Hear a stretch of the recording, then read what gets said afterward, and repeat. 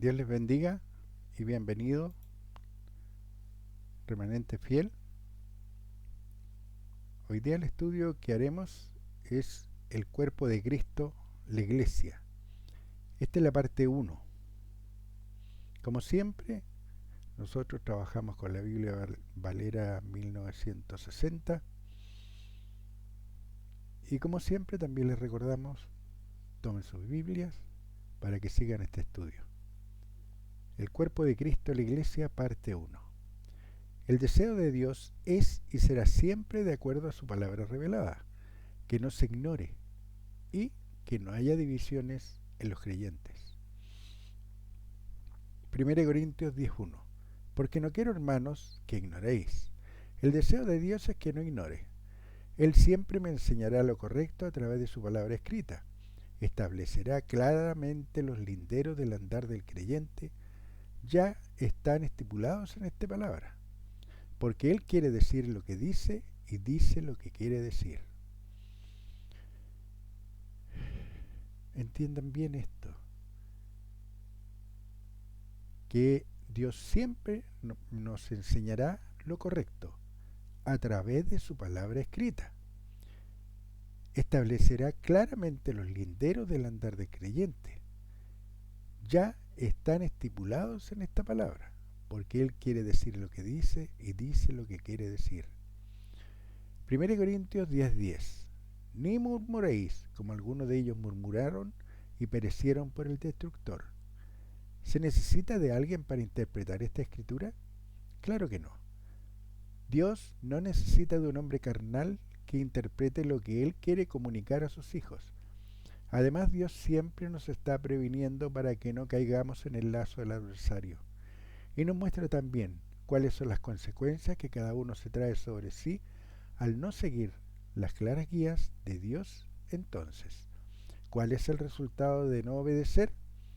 Perecieron por el destructor, como aconteció con los que no escucharon a Noé, así como también todos los que quedaron en el camino de la salida de Egipto hasta la llegada a la tierra prometida.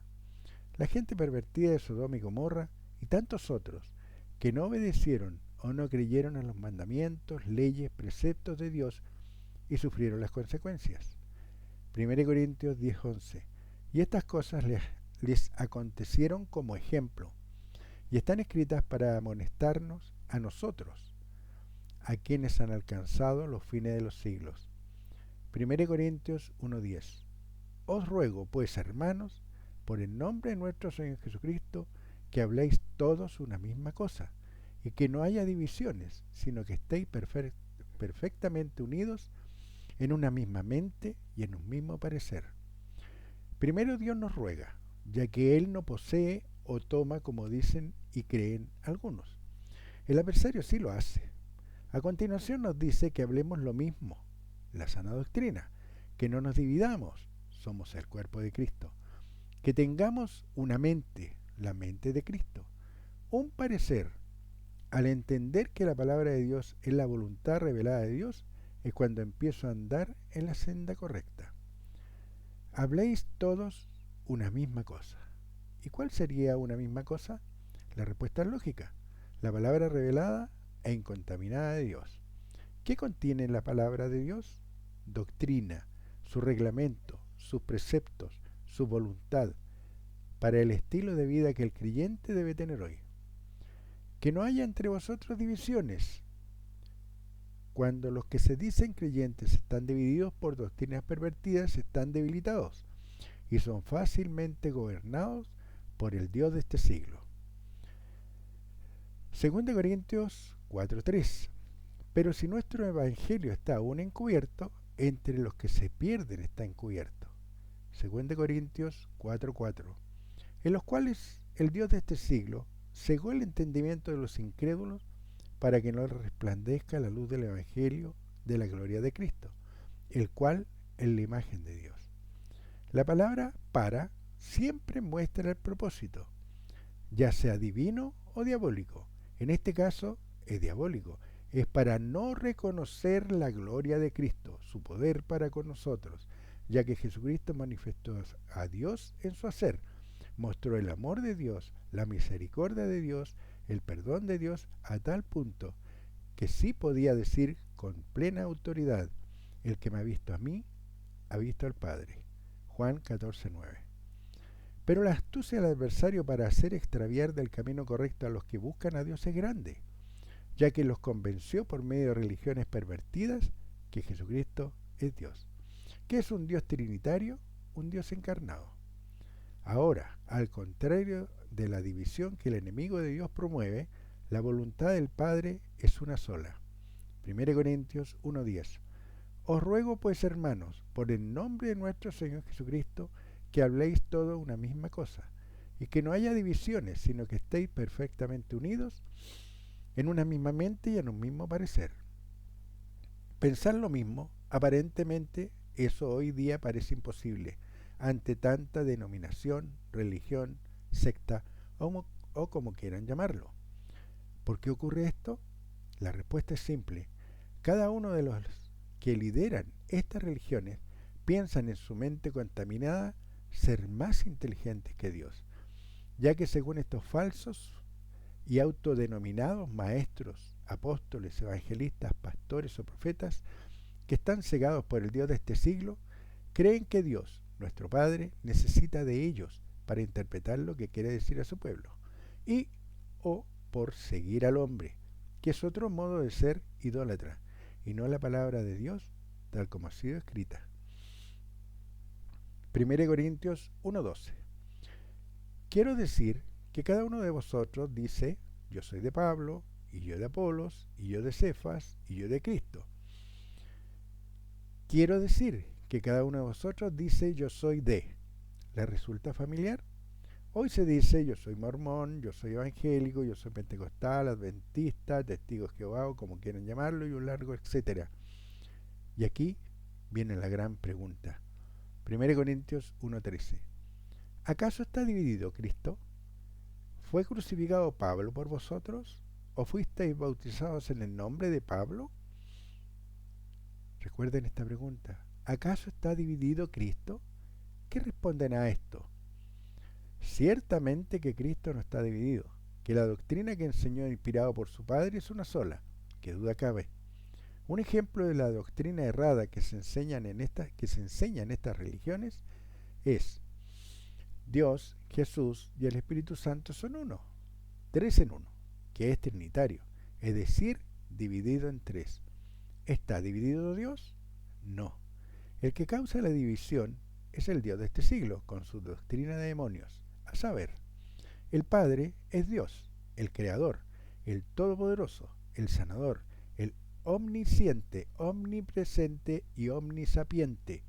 Ese es nuestro Padre. Jesucristo es el Hijo de Dios, la simiente prometida, el Cordero Pascual, mi hermano, el crucificado, el resucitado, el exaltado, el que está sentado a la diestra de Dios. Hechos 7:55.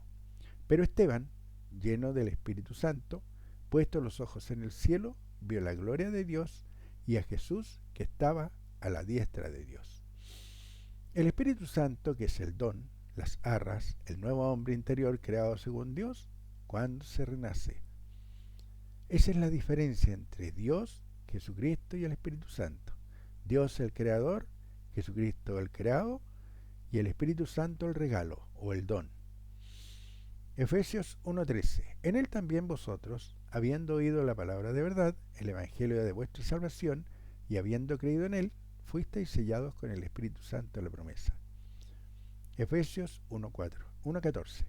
Que es las arras de nuestra herencia hasta la redención de la posesión adquirida para alabanza de su gloria. ¿Se acuerdan de la palabra para? El propósito.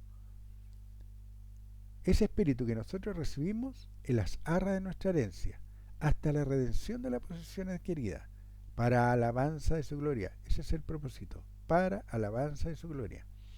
Por consiguiente, ¿debería haber divisiones? Veamos qué nos enseña nuestro Padre. Colosenses 3:11. Donde no hay griego ni judío, circuncisión ni incircuncisión, bárbaro ni escita, siervo ni libre, sino que Cristo es el todo y en todos.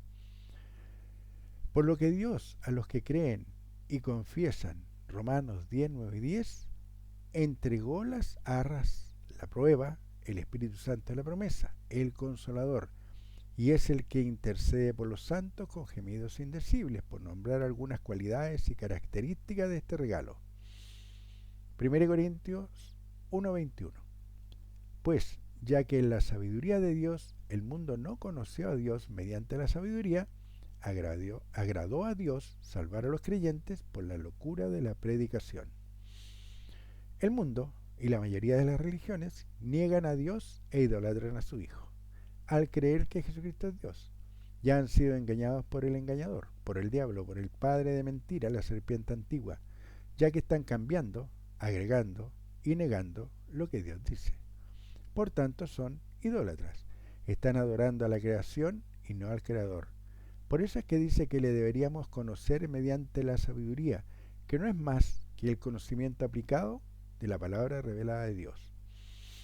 Ahora, ¿qué debo predicar? La palabra revelada de Dios, su voluntad, sin quitar, agregar, cambiar, cuestionar, interpretar o negar la palabra revelada. Porque Dios dice lo que quiere decir, dónde lo dice, cómo lo dice, cuándo lo dice, por qué lo dice y a quién se lo dice. Entonces, ¿se deben hacer largas rogativas repetitivas? No. ¿Largos cantos? No. ¿Danzarinas o bailarinas? No. ¿Penitencias? No. ¿Ayunos? No. ¿Obras carnales guiadas por emociones? No. ¿Por qué no? Porque la sangre de Jesucristo, el Hijo de Dios, nos limpia de todo pecado, porque Jesucristo es nuestro abogado. Hebreos 9:14. ¿Cuánto más la sangre de Cristo, el cual mediante el Espíritu Eterno se ofreció a sí mismo sin mancha a Dios, limpiará vuestras conciencias de obras muertas para que sirváis al Dios vivo? Somos limpios por su propia sangre cuando lo confesamos como el Señor de nuestras vidas. ¿Te acuerdan en Romanos 10, 9 y 10? ¿Confesamos a Jesucristo como Señor de nuestra vida? Romanos 19. Que si confesares con tu boca que Jesús es el Señor y creyeres en tu corazón que Dios le levantó de los muertos, serás salvo. La promesa que Dios hace por obedecer y hacer su voluntad es: serás salvo. Porque yo lo debo confesar, es un Dios personal. Romanos 10:10. Porque con el corazón se cree para justicia, pero con la boca se confiesa para salvación. Jesucristo, el Hijo de Dios, se ofreció a sí mismo voluntariamente por amor a su Padre. ¿Y cuál era el propósito de su sacrificio? Para darnos el medio, las armas, el poder para que sirváis al Dios vivo. Hebreos 9:15. Así que, por eso es mediador de un nuevo pacto, para que interviniendo muerte para la remisión de las transgresiones que había bajo el primer pacto, los llamados reciban la promesa de la vida eterna. Lean de nuevo este versículo. Hebreos 9:15. Así que, por eso es mediador de un nuevo pacto. Si es algo nuevo, lo viejo queda obsoleto, ya no se vive de acuerdo a ello. Así que por eso es mediador de un nuevo pacto, para que interviniendo muerte, ¿entregó a Jesucristo su espíritu? Sí. ¿Estuvo en el vientre de la tierra 3 días? Sí. Por eso dice, para que interviniendo muerte, para la remisión de las transgresiones que había bajo el primer pacto, los llamados reciban la promesa de la herencia eterna. Así que si hay un viejo pacto, ¿habrá un nuevo pacto? 1 Corintios 1:23. Pero nosotros predicamos a Cristo crucificado, para los judíos ciertamente tropezadero, y para los gentiles locura. 1 Corintios 1:24. Mas para los llamados, así judíos como griegos, Cristo, poder de Dios y sabiduría de Dios. Romanos 10:3. Porque ignorando la justicia de Dios y procurando establecer la suya propia, no se han sujetado a la justicia de Dios. ¿Cuántos y cuántas hoy no han creído y no han obedecido a Dios y siguen haciendo obras o considerándose siervos de Dios, es decir, sirvientes de Dios y no hijos? Nosotros, verticalmente, somos hijos de Dios, pero ante la iglesia, el grupo de llamados, somos siervos en forma horizontal. Estamos al servicio de la congregación por amor a Dios y a su remanente fiel. Romanos 10:4. Porque el fin de la ley es Cristo. Se terminó la ley con Cristo. Romanos 10:4. Porque el fin de la ley es Cristo, para justicia a todo aquel que cree. Cristo fue el fin de la ley. ¿Se entiende ahora que todos los hoy celosos de la ley están fuera de la voluntad revelada de Dios? ¿Se entiende ahora que todos los hoy celosos de la ley están fuera de la voluntad revelada de Dios? Dios no hace excepción de personas, pero sí de condiciones. ¿Y cuál es esta condición? Creer su santa palabra. La ley fue establecida en Levíticos y termina con la crucifixión de Jesús, ya que desde la resurrección de Jesucristo, el Hijo de Dios comenzó la administración de justicia, la gracia, el nuevo pacto. ¿Se acuerdan lo que veíamos con anterioridad? Romanos 11:6. Y si por gracia, ya no es por obras. De otra manera, la gracia ya no es gracia. Romanos 15:5. Así también, aún en este tiempo, ha quedado un remanente escogido por gracia. Veamos Romanos 11:6 nuevamente. Y si por gracia, ya no es por obra. Entonces, todo lo que hacen las religiones, todas las obras que hacen las religiones, no les sirve de nada. Están haciendo inútil la gracia. Romanos 11:6. Y si por gracia, ya no es por obras. De otra manera, la gracia ya no es gracia.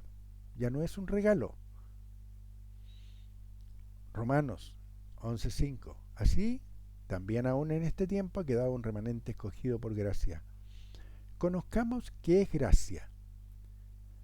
La palabra en griego significa gracia, bondad inmerecida. Eso es gracia, una bondad inmerecida. ¿Te merecías tú que Jesucristo muriera por ti, pasara 60 horas de tortura, fuera golpeado por más de 100 hombres, le pusieran una corona de espinas, fuera colgado del madero, fuera traspasado su costado con una lanza? ¿Lo valías? ¿Te lo merecías? Para Dios sí. Para Dios sí lo es. Romanos 12:5. Así nosotros, siendo muchos, somos un cuerpo en Cristo y todos miembros los unos de los otros. Entonces, ¿qué pasa con todos aquellos que dicen yo soy de aquel, yo soy de este otro, yo soy de arriba, yo soy de abajo? ¿Qué pasa con ellos? Si Dios dice, Romanos 12:5, así nosotros, siendo muchos, los creyentes, somos un cuerpo en Cristo. Un cuerpo, no dice una religión, dice un cuerpo en Cristo. Y todos miembros los unos de los otros. Efesios 5:23. Porque el marido es cabeza de la mujer, así como Cristo es cabeza de la iglesia, la cual es su cuerpo, y Él es su Salvador. Efesios 5:24. Así que, como la iglesia está sujeta a Cristo, así también las casadas lo estén a sus maridos en todo. El matrimonio, como el Creador lo diseñó, es el ejemplo dado por Dios para mostrar la sujeción que debe tener la iglesia, los llamados a ser de Cristo, para con su Salvador. Efesios 5:25. Maridos, amad a vuestras mujeres, así como Cristo amó a la iglesia y se entregó a sí mismo por ella. Maridos, ¿quieren entender la profundidad espiritual de esta declaración? Vivan el matrimonio como Dios lo diseñó, de acuerdo al pan de vida, la santa, pura e incontaminada palabra de Dios. Efesios 5:26. Para santificarla, habiéndola purificado en el lavamiento del agua por la palabra. Efesios 5:27. A fin de presentársela a sí mismo, una iglesia gloriosa que no tuviese mancha ni arruga ni cosa semejante, sino que fuese santa y sin mancha. Efesios 5:30, porque somos miembros de su cuerpo. Estamos hablando del cuerpo de Cristo. Somos miembros de su cuerpo. Efesios 5:32, grande es este misterio. Mas yo digo esto respecto de Cristo y de la iglesia. Esta es la verdadera doctrina. Esta es la palabra de Dios que te hará libre.